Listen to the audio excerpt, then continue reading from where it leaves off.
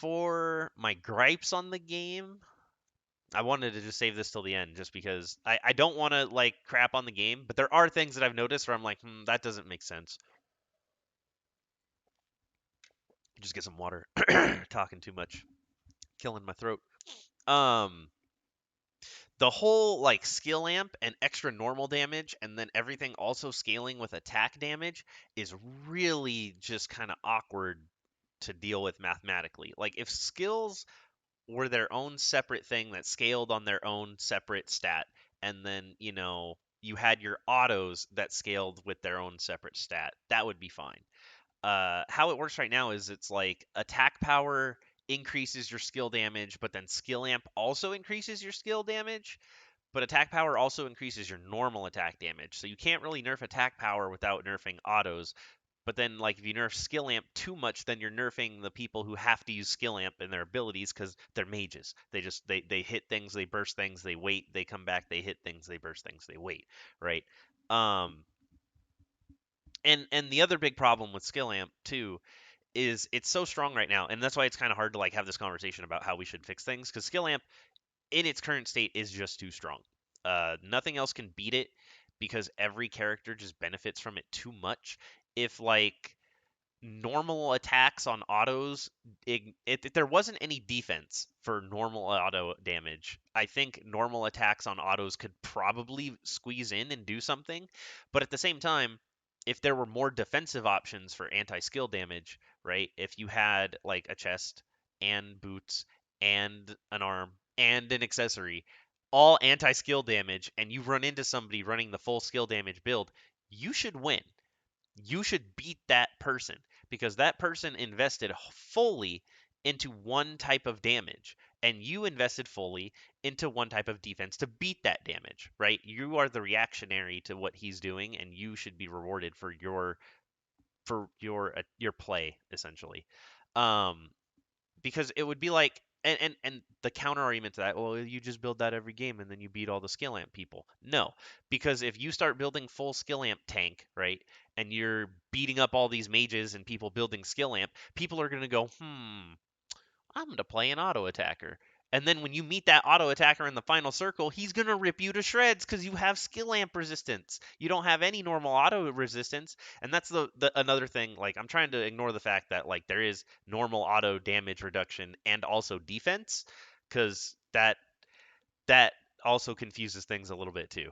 But, like if you then have a good mixed bag, right? If you're someone who has lifesteal in their kit, you have a mixed bag of defenses and you're playing a bulky kind of bruisery hero, then you should have a pretty even time fighting each of the opponents, right? If you come across an auto attacker, if they stun you, auto attack you, and lifesteal properly, they'll probably kick your ass. If you go up against a mage and they hit you with all your spells, all their spells, they're probably going to kick your ass.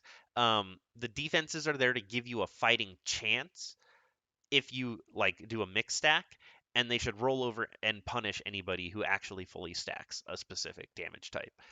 But how it is right now, because of the state of the game, right? Skill amp is just so strong that everybody's building skill amp. There's just no exception. It's skill amp, skill amp, skill amp, skill amp. And you would think, well, since everyone's building skill amp, all those items are going to be contested, which should leave you a bunch of other items to go get for free. Right. But the other items just can't compete with skill amp. There aren't enough like viable build pass or strengths within the viable build pass that are worth building that can compete with skill amp. It's just a little too strong. We'll see how the server is today with all the skill amp stuff being nerfed a little bit in solos. I have a bunch of builds that I spent last night when the servers went down. I just left my game open and I spent a little bit of time doing builds. Um, I have a bunch of builds I want to test. I have like an axe Jackie I built. I have a few fist builds I did. I have a Hyunwoo double, maybe even triple tree of life build that I want to attempt to do. Like I've got some nutty stuff I worked on. Um, so I want to give those a test and see how that works out. But overall the game's really fun, and it is in closed beta, right? Like there are things that can be fixed and mechanics that can be changed to kind of help smooth out the gameplay or make things more enjoyable and not so much a death sentence. Like running into somebody with a full skill amp build and then you don't have any like skill amp reduction or you don't have the option to counter that, it just feels really bad. Like like if I run into the final circle and there's an ISOL and I die to his traps and I lose, that's fine. That's ISOL. Like that's how I should lose to ISOL. That's my fault for letting him get set up, right? And getting in the traps or not baiting out the traps or doing something with it. Um, or like popping a trap and retreating and healing. If he wins because that's the character's win condition, that's fine. If a character wins because they built the skill amp build first and then they just started mowing everyone else down in the game, that's not enjoyable. And the good players are realizing this and they're saying, well, if we had more counters to the skill amp, I could just beat this person, right? Because they're going to use all their abilities on me. They're not going to have any way to fight back, and then I'm just going to auto attack them down. And I can you get life steal, I can build anti skill amp damage, and then I'm just fine. Like I can take this down. Now, if you come across someone else, like I said, it'll create a healthy meta. It'll create a healthy cycle. Because as soon as you nerf skill amp enough to where the skill amp reduction matters, then people are going to start trying to counter the skill amp reduction people by hitting them with normal autos, right? And then the normal autos people are going to be susceptible to anybody with like skill amp or, it's getting a little glassy, but like there's going to be a cycle of items that starts to happen, and we're not seeing that just because skill amp is too strong. Um, but we'll see. We'll see if these nerfs actually put skill amp in its place a little bit more. I still think we need more defensive options for it. That's the big thing. Because it doesn't matter if you're completely glass, because like Dual Blades Jackie wins because of skill amp, but she is glass, like super glass cannon. But but it doesn't actually matter if you're glass when you can kill something in like half a second, right? Um, Like the only time I really was losing with Dual Blades Jackie is when I bit off more than I can chew because I know how strong the build is, and I'm just like, I'm gonna go 1v3 people and jump into 1v3 and I die, and I'm like, oops, I died. Jumped in with no mana. I'm dumb. Like it's so strong that I play like belligerently stupid. Like I play so bad because it's so strong and I'm just not scared of anything. I'm just like I'll just hit D at them and they die. No big deal. Um, but yeah, if I run into somebody and they have the skill amp reduction, right? If they have Amazoness armor before it got nerfed, and then one other item with it, and then I do that, instead of seeing like 50% of their HP bar go down like the entire time, it's just gonna be like 75%. It's like, I'm gonna be like, oh shit. Oh shit, that was all my damage. And then you realize just how terrible of a character Dual Blades Jackie is, because Dual Blades Jackie is only a D button, and that's all she has. Like that's it. Like you could say, oh yeah, she's got her, you can swing your swords and you can do your passive and all that, but she's so glassy, she just dies trying to fight anything. Oh man. But we'll see. We'll see. We'll see. I'm excited for tonight. I'm excited to see what happens. I'm God, I'm really hoping these new builds I made work. That's what I'm really hoping for. It's gonna be real interesting. And Yuki looks really cool. I'm hoping Adriana's next, just because I was gonna talk about the metas that are developing, because I heard that like the Korean players are super duper duper aggro, like redonkulously aggro. Um, like if they find you at level 1, they just chase you down till you die. And I'm like, that's not good though, because then you're wasting like 2 minutes, like a minute or plus, running someone down. Sure, you're not going to have to deal with them later in the match, but if you waste too much time chasing someone down till they're dead, then you're not looting while someone else on the other side of the map's already completing their weapon. Like time passes really fast in this game. Like if someone's uncontested and just looting an area, they're going to build their weapon. They're going to have two pieces of purples ready to go, two purple pieces ready to rock, and they're going to be running around murdering people at like the second day. I almost said first daybreak, but the first second day. Um, because I really think that's what's going to start happening is people are going to rush weapons and shoes, because people are going to realize how strong movement speed is, especially for chasing down people without shoes, and as a melee character. And then so like jackies are going to rush a good weapon, shoes, and just start rushing everyone they can find. They're just going to start teleporting places and just start running at people and murdering them, chasing them down, which is fine because I like that's how the character should kind of play, right? Your job is to be like a player hunter, and then you steal what they pick up so you can build your stuff without having to really loot around yourself as much. And that's cool. It's good to have characters like that. Um, but yeah, the fact that the Koreans are being like super aggro to the point of like chasing people through different zones to kill them is kind of shocking because I've noticed it in NA and a lot of NA players like you just don't fight people. Like you don't play completely pacifist, right? Like if someone walks up to you and they're looting the same box as you, you don't just be like, "Hey, what's up, man? You having a good time? You on this battle royale island? Oh, hey, how are you? Oh, hey, your teammate's right over here. He's looting with me too. We're just hanging out. We're just looting. Yeah, that's fine." No, you don't do that. You throw a Jackie Q at them. You smack them. You say, "Yo, get out of my zone. This is my loot." You chase them, but you do not pursue them. That it's like you get them away and you scare them off and you chase them away from your loot so they're not like looting the same stuff as you, but you don't chase them so hard that like it's like basic MOBA stuff almost. Like like don't chase all the way into their base. There's no point. The guy got away. Just give up. Just walk back. It's okay. Go do something else. Go be more productive, right? That's kind of why I want Adriana though. Is because if we get Adriana in the game, I can get her Lu Bu skin, and then I can just like walk away from people trying to be early game aggro and just light the area on fire as I walk into it and be like, "Do not pursue Lu Bu. Please step the fuck back." Um, but yeah, that's really I was really interested to hear that they just chase people down, and I'm like, that's huh, because I remember doing that when I started playing, but that was also because people were so bad that I could chase them down and kill them within a relatively short amount of time. It wasn't that hard, or people were still new to the game, I should say. Um, yeah, I think that'll be good for now. I'll do more later. I wanted to do a like basic concepts and like stuff about the game that people aren't that aware of because like I only played like 2 to 3 matches, maybe 5 of the original Black Survival, and it was cool. It's a great concept. I think it's sick. I didn't enjoy the way it was in that form, but in a 3D environment, like set up like a MOBA, it's actually sick.